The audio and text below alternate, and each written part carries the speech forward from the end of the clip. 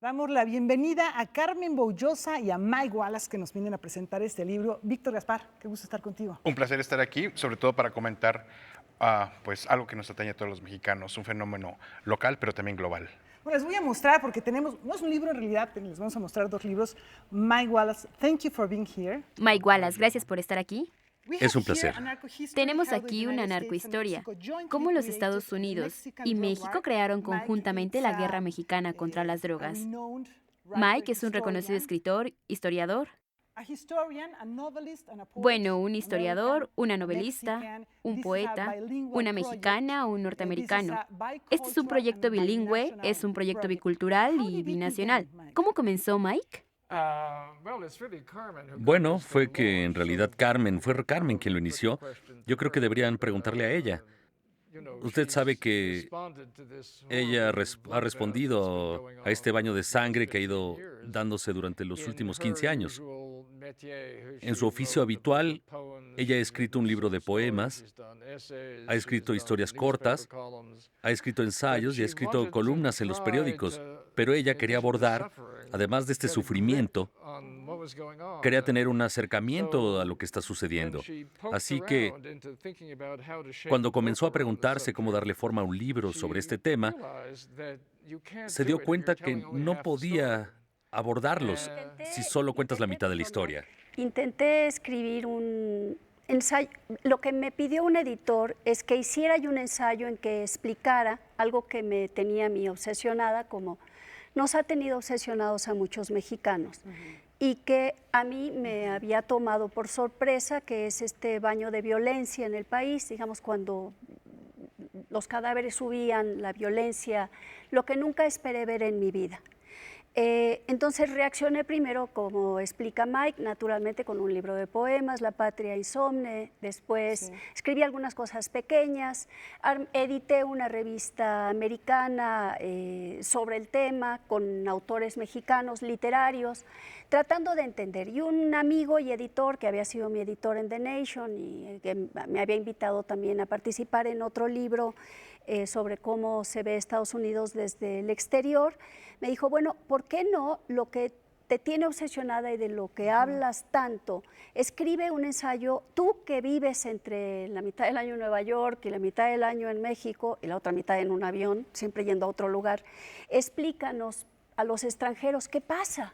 Entonces intenté hacer un ensayo en presente. De hecho, terminé una versión del libro, pero lo cierto es que no explicaba y empecé a acosar a Mike con preguntas y empecé a irme un poco para atrás y bueno, llegué hasta Nixon, digamos que es donde se suele llegar, pero yo sabía muy poco de la historia americana, entonces empecé a decirle, oye Mike, y esto, y esto. Y el libro va así, empecé a conversar con él del proyecto en el que yo estaba.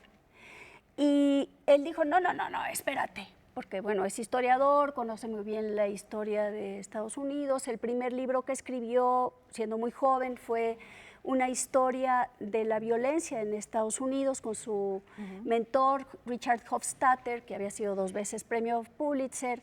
Él enseña un semestre historia de la violencia en Nueva York, el siguiente semestre historia de Nueva York, digamos, tiene una pasión por la violencia, conoce la violencia de aquel lado del mar. Y por supuesto conoce pues, la reglamentación en relación a la drogadicción o drogadicción. Y entonces empezamos una aventura juntos, a 4 manos, guiada por el instinto narrativo y cronológico de un escritor que es pues, muy diferente, digamos, a mi pulsión natural, incluso cuando he escrito novelas con un escenario histórico, pues no hago eso, el ejercicio que hice con Mike, y en el que la verdad, pues él llevó la batuta, porque él decía, bueno, esto pasó 1912, Estados Unidos. ¿Qué pasaba de tu lado? ¿Qué pasaba de mi lado? Pues entonces empezar a recopilar, juntar lo que yo sabía. ¿Cómo explicar este desencuentro para un fenómeno que es común? Bueno, lo que ocurre es que en Estados Unidos hablan de La guerra mexicana contra las drogas. Eso es lo que dicen. Pero Mike, ¿qué piensas de esta frase? Bueno, es una frase que sugiere que la guerra y la violencia y demás es debido a lo que hace México y que es el problema de México y que los norteamericanos no tienen nada que ver con esto excepto ser víctimas de esta invasión. Entonces vamos a construir un muro y olvidarnos del asunto. Cuando abordamos este tema, lo primero que se hizo evidente es que no era una guerra mexicana contra las drogas. De hecho, no se podía subtitular o traducir al inglés. Estaba entrecomillado como algo denominado la guerra mexicana contra las drogas. Pero nadie en México la llama la guerra mexicana contra las drogas. Ese fue el punto inicial. Entonces la pregunta inicial es, ¿cuál es el papel que juegan los Estados Unidos en este horrendo derramamiento de sangre que ha durado los últimos 15 años? Además de ser los adictos. Además de ser los adictos y además de proveer las armas. No abordé muy de cerca este aspecto, pero después, al ir investigando, yo ya sabía algo de la historia del crimen de los Estados Unidos. No inició en 2006, ni siquiera comenzó en el año 2000. Se puede argumentar que comenzó en el inicio del siglo XX, cuando los Estados Unidos aprobó una serie de leyes que criminalizaban una droga tras otra. Excepto marihuana. Perdón. Eso depende del tiempo que estés considerando. Entonces, de hecho, lo que resultó fue que no estaba criminalizando las drogas per se en sí mismas. Con la ley de prohibición para fumar opio en 1901, y eso fue encaminado y justificado en contra de los norteamericanos de origen chino. Y el argumento era que seducían a mujeres blancas con el opio y así las convertían en esclavas sexuales y consumidoras de opio.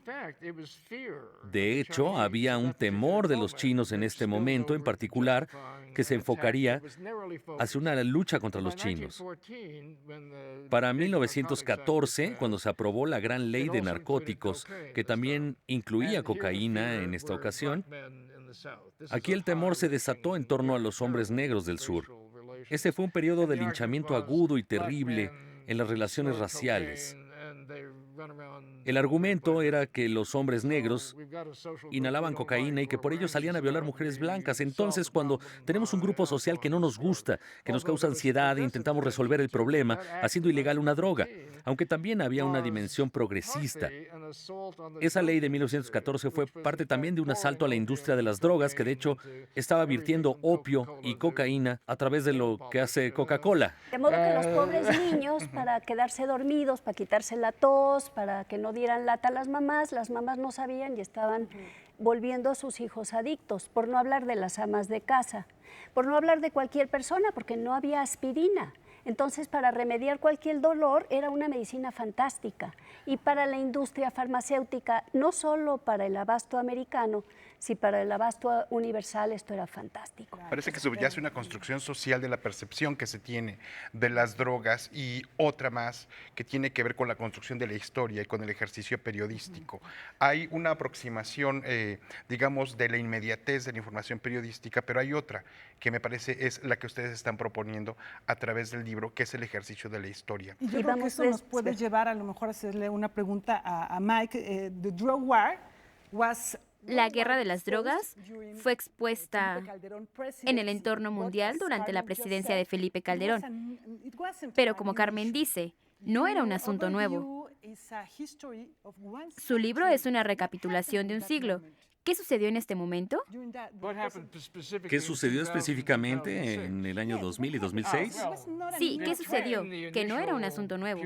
La iniciativa punitiva inicial, no olvidemos que el alcohol también se criminalizó y la prohibición de los Estados Unidos fue un precursor de lo que pasó en 2000 y 2006, un tiempo de gángsters, cuando se tienen grandes cantidades de personas que quieren una droga y les dices que no la pueden tener, entonces recurren al mercado negro. Sí, porque no son idiotas, se dan cuenta que hay un mercado grandísimo, sí, ilegal, pero un mercado muy grande que hay que abastecer con una ganancia desorbitada. Entonces, Esto se cuenta en el libro con más detenimiento. Si nos vamos no tendríamos tiempo suficiente en una hora, pero así como se explica que al principio que drogas se prohíben, después se prohíbe también la marihuana, pero después llega en los 60s el auge de la marihuana, que era paz y amor y era una manera de liberarse de los adultos y de los mayores, movimiento estudiantil, y el mercado enorme y la criminalización contra ellos ya no era contra el negro, ya no era contra el chino, ya no era contra el mexicano que fumara marihuana, era contra el joven revoltoso. Pero después vino la cocaína, y la cocaína ya no era paz y amor, era un mercado incluso mayor, y en ese mercado incluso mayor lo que se quería era dinero, prestigio, rapidez y violencia. Bueno, después viene el crack, y después, en el 2006, lo que hay, la gran diferencia es que se liberan las armas, se sueltan las armas, hay un baño de armas a la mano de los gángsters. El mercado ha crecido enormemente. Se ha cerrado ya Colombia. En el libro explicamos cómo antes se cerró la French Connection, cómo después se cerró la Miami Connection, luego se cierra la Colombia Connection y entonces México, que les queda tan cerca. Y el chiste es, la demanda viene de Estados Unidos. El deseo de prohibición viene de Estados Unidos y el idiota que se deja para obedecer lo que está pidiendo Estados Unidos y al mismo tiempo vender armas, ¿no? Entonces, ¿la legalización sería una opción? ¿La legalización de estas drogas sería la opción? Porque resulta ser que todo esto se encuentra bajo la perspectiva del mercado, y si se tiene un consumo legalizado, también tendríamos que hablar sobre la producción y consecuente crecimiento del mercado. ¿No resulta ser una contradicción, una paradoja? Los Estados Unidos hicieron todos los esfuerzos para asegurarse que su régimen punitivo y de encarcelamiento no fuera cuestionado con protestas, y ciertamente no por la legalización. Y la historia, los siglos de intervención, es una historia de esfuerzos más o menos exitosos por parte de los Estados Unidos para continuar presionando a México para que asuma el control de la frontera. En los años 30, cuando hubo un cierto movimiento en México y de bajarse de ese barco y tratar las drogas y su abuso como un problema de salud pública, no como un delito, los Estados Unidos intervino muy decididamente. Abordamos estos temas en detalle en el libro. En los años 60, cuando la administración de Nixon quiso presionar a México para realizar operaciones masivas en Vietnam, México dijo no. Nixon y varios de sus correligionarios en el Watergate idearon una manera de cerrar toda la frontera hasta que México cediera. En los años 80, Reagan y su administración aprobaron el programa de certificación que básicamente establece que ni siquiera soñemos con la legalización. Pero también se arrobaban el derecho de decir que estaban haciendo lo que consideraban mejor y que si no hacíamos lo mismo, iban a cortar el acceso a ayuda extranjera, que irían a la comunidad internacional para impedir que tuviéramos préstamos del Banco Mundial. Y esto fue en el momento particular, los 80, cuando México desesperadamente necesitaban crédito. Entonces ha habido una serie de movimientos coercitivos para evitar la legalización. Y ahora, ironía de la ironía, los Estados Unidos están iniciando un proceso de legalización. Y ahora, aunque México ha presionado en este sentido, particularmente en las Naciones Unidas, desde hace décadas por un replanteamiento de todo esto, ha habido un movimiento mundial desde los 80s y 90s afirmando que esto es una locura. Tenemos que ver el número de cadáveres que se están acumulando por mantener esta ley.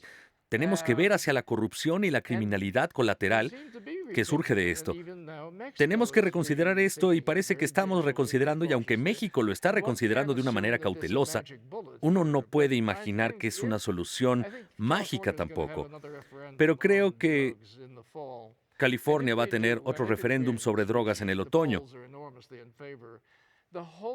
Y si lo hacen y si ganan, las encuestas parecen enormemente a favor. El sistema completo de la marihuana se volverá insostenible. ¿Cómo vas a forzar a México para seguir protegiendo la frontera común, apuntando hacia otros mexicanos para evitar que embarquen drogas hacia el norte, cuando simplemente Cruzas la frontera y las estás vendiendo en una tienda de conveniencia.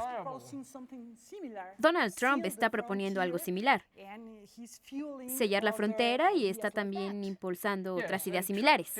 Sí, Trump está dentro de esta larga lista de esfuerzos por parte de los Estados Unidos que México solvente todo esto.